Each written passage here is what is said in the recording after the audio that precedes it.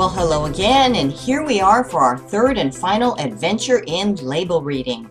Aren't you going to miss it? Well, don't despair, because you can keep the fun going when you have your own adventure in label reading every time you go to the store, and you should. At this point, I expect you to be an equal participant with me during this adventure. I know you're feeling confident and empowered, am I right? Of course I'm right. So let's dive right in. You know the drill. So when we evaluate a fat source, we want to know whether it's organic to avoid toxins stored in animal fats, as well as pesticide residues and GMO ingredients in oils. We also want to make sure our fats are natural and unrefined. Finally, we want to know the probability of rancidity. Of course, we also want to look for other things such as sugar sources, refined grains, artificial additives, and protein sources. This time around, we'll add a yellow highlight to our color coding system to identify a fat. Okay, let's do it. First up, let's revisit our Snackwell cookies. Remember the cookie that wants us to think it's a healthy choice? We've already established that this product does not reflect its name because we saw that it contains enriched flour and with it added synthetic vitamins, plus 4 nutrient-poor sugar sources and additives. But just to go full circle, let's look at the fat in this product. Partially hydrogenated oil. Isn't that the coup d'etat? And notice that the label doesn't say anything about containing trans fats, but by omission it implies that the trans fat content is 0. The company can do this because it has listed a serving size that contains less than 0.5 grams of trans fat, which is 2 cookies. But I've pondered this question before. Who eats 2 cookies in a sitting? If we assume that 2 cookies has just shy of 0.5 grams of trans fat, and then we eat 6 cookies, that's almost 3 grams of trans fat from this one source. That's no bueno. I also assume that most people who would eat Snackwell cookies are probably getting more trans fats from other sources. Now let's come back one last time to our Jenny Craig breakfast bar. We're getting pretty familiar with this little bar, aren't we? I won't do a recap of our past findings since I did that for you in the protein class, so let's just zero right in on the fat. Sunflower oil followed by margarine made with palm oil and soybean oil. I want you to start noticing how often soybean oil is used in foods, because remember that soybean oil is so common in processed foods that it makes up as much as 20% of the average American's diet. Let's take the sunflower oil first. Rancid polyunsaturated oil. That was easy. It used to be that all margarines were made with hydrogenated oils, but that's not the case anymore. These oils are not hydrogenated, but does that make them healthy? I'm betting that the soybean oil is GMO, but even if it isn't, it's still processed using heat and toxic chemicals and is therefore also rancid. I'm not sure what the story is with the palm oil. Palm oil is hard as a brick, and it's the main fat used in this margarine, but there has to be something in the margarine that's giving it a creamy consistency. I'm guessing that something's been done to it, but I don't know what. But even if it were quality palm oil, which I doubt based on the quality of the other ingredients, the presence of the sunflower and soybean oils in combination with all of the other things that are wrong with this bar make it unredeemable in my view. Let's close the book on this bar. We've looked at it every which way to figure out where the nutrition is, and it's just invisible. The end. Now let's come back to Slim Fast, the shake that wants to be your breakfast and lunch. We've also already recapped this one, so once again, let's just zero in on the fat. We took a peek at this in the last class when we were talking about trans fat, so we already know it contains hydrogenated soybean oil. And yet the label says 0 trans fats. You know that's impossible when the ingredients contain anything hydrogenated. The company has just made sure that each serving contains less than 0.5 grams of trans fats. But if you drink 2 of these a day, which the company wants you to do, you probably get close to 1 gram of trans fat.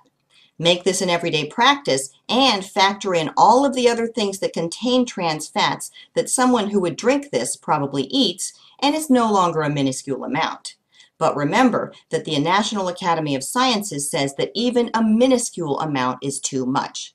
So there is no way this company or any of the others that use hydrogenated fat in their products can justify their product as a quality product with the inclusion of a hydrogenated fat. No way, no how, period. In addition to that, we've got canola oil. After watching the video of how canola oil is processed, I'm sure you're saying, I don't want to put that in my body. That's certainly what I'm saying. Let's close the chapter on this one too. Are you with me? Good. Now let's do one more repeat just to complete the cycle by coming back to Special K. Let's zero in on the fats since we also recapped this one in the protein class. And it's deja vu all over again. Here we have partially hydrogenated palm kernel oil, and yet it wants you to believe it has 0 trans fats. We've evaluated the carbs, the protein, and now the fat, and like Snackwell's, Jenny Craig, and SlimFast before it, this product has failed on all counts. Yet it's wildly popular with smart women who simply don't have the knowledge that you have. Let's move on to something new. Pringles fat-free potato crisps. How many of these canisters have you polished off? For me in the old days, countless. I was convinced that these were a healthy potato chip, and when you have a taste for a salty snack, they're mercilessly addictive. The label, of course, showcases the fact that these potato crisps are fat-free, feeding into the fat-free frenzy and people's endless quest for a junk food that won't pack on the pounds. Hand in hand with the fat-free claim is the claim that it has 50% fewer calories than regular potato chips. And it's giving me a guarantee, 100% satisfaction guaranteed and 0% guilt. Now, what kind of satisfaction are they talking about? If this has fake fat in it, which is the only way it can say that it's fat-free aside from using no fat at all or having less than 0.5% of a hydrogenated fat in each serving, I would find it pretty short of satisfying to have a bout of diarrhea shortly after consuming this, especially if I'm at work or if I'm far away from my home in a public place.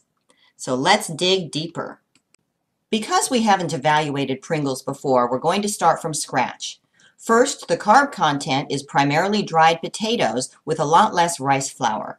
The rice flour is refined, and the dried potatoes are pure starch that will metabolize like sugar to give you an energy spike followed by a crash and burn of equal or greater magnitude.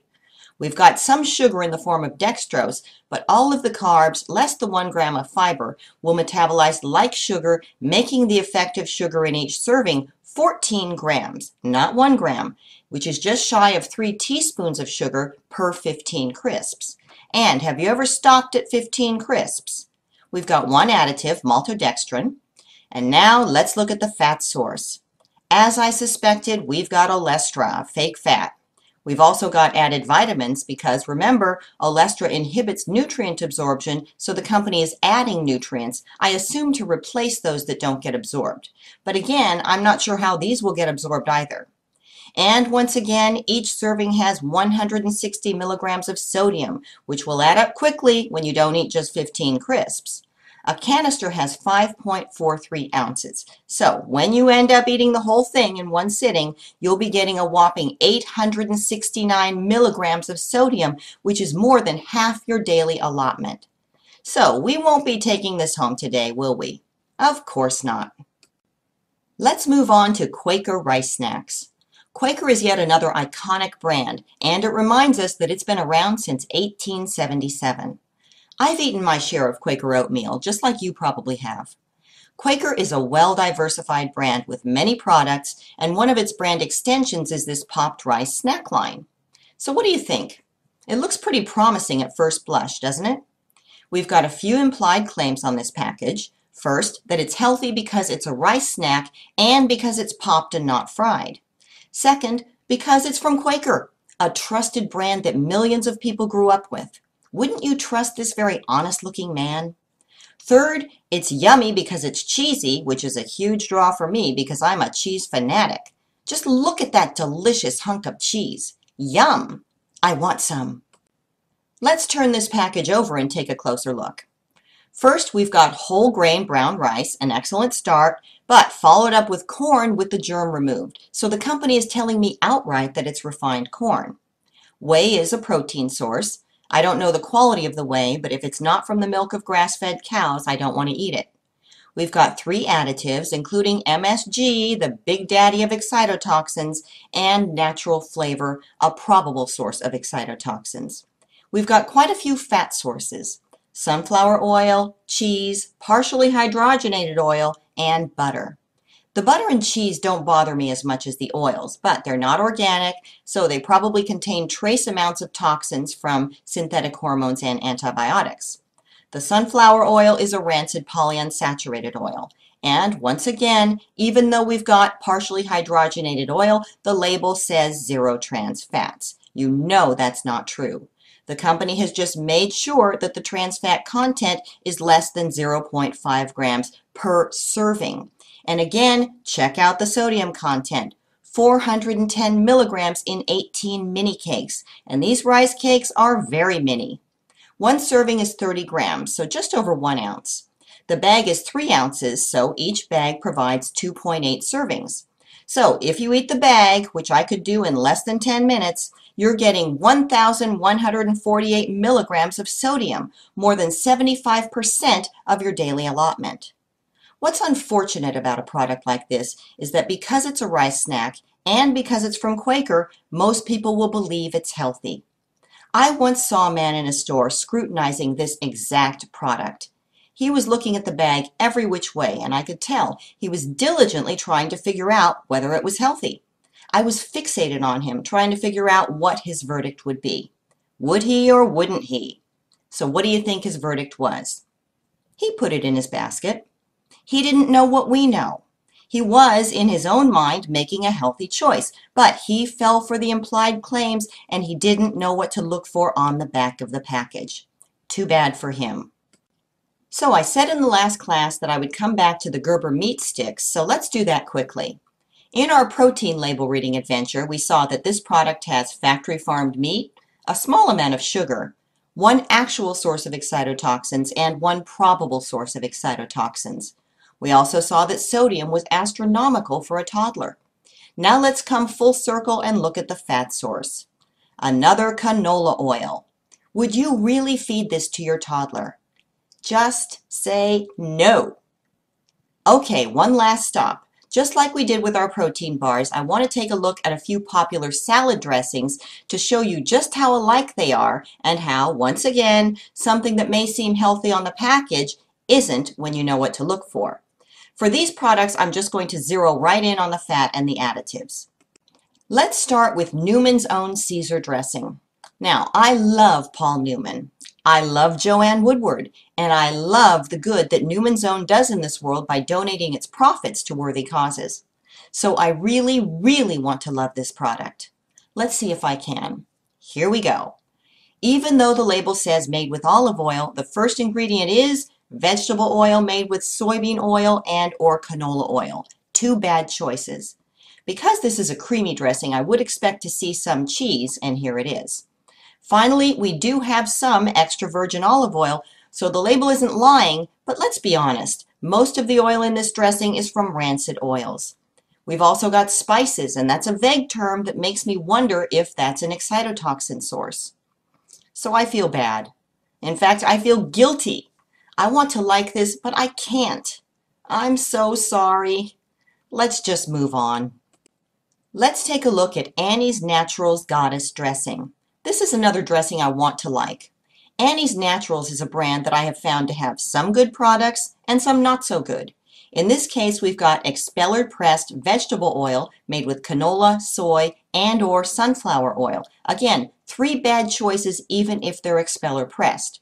Remember that expeller pressing is no guarantee that an oil hasn't been highly heated, and there are the issues with the canola oil I discussed in the last class.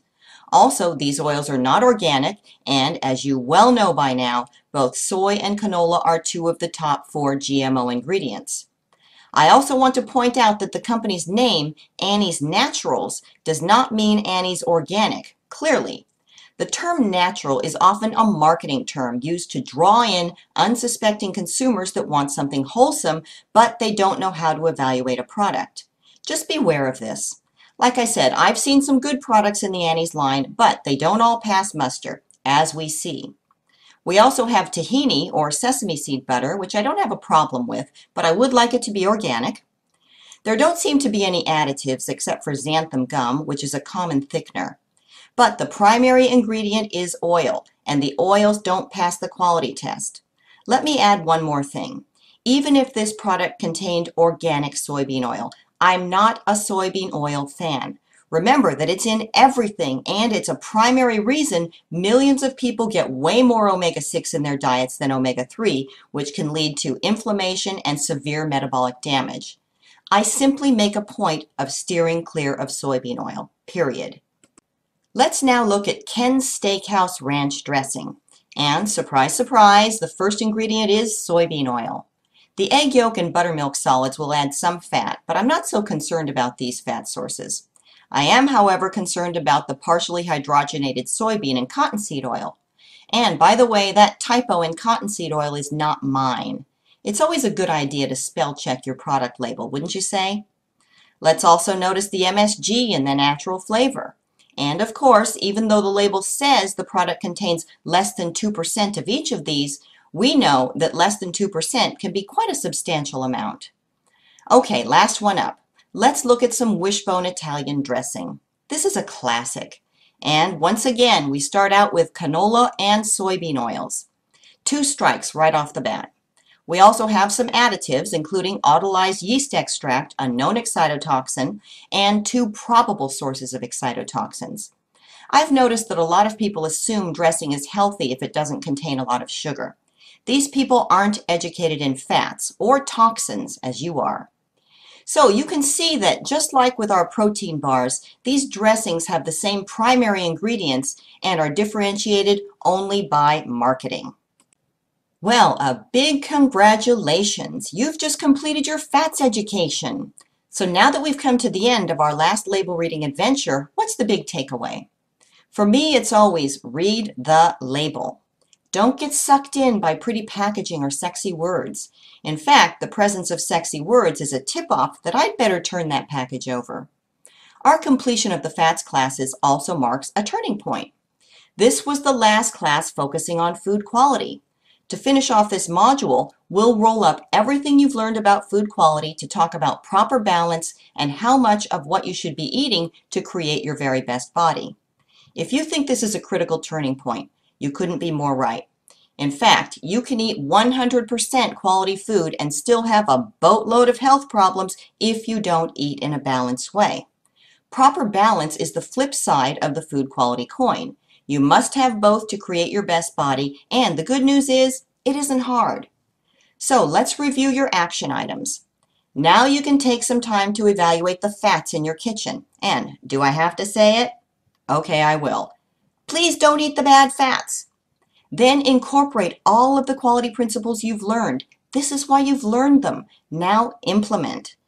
Okay, give yourself a huge pat on the back for all that you've learned and accomplished. I'll see you very soon as we shift gears to talk about proper balance.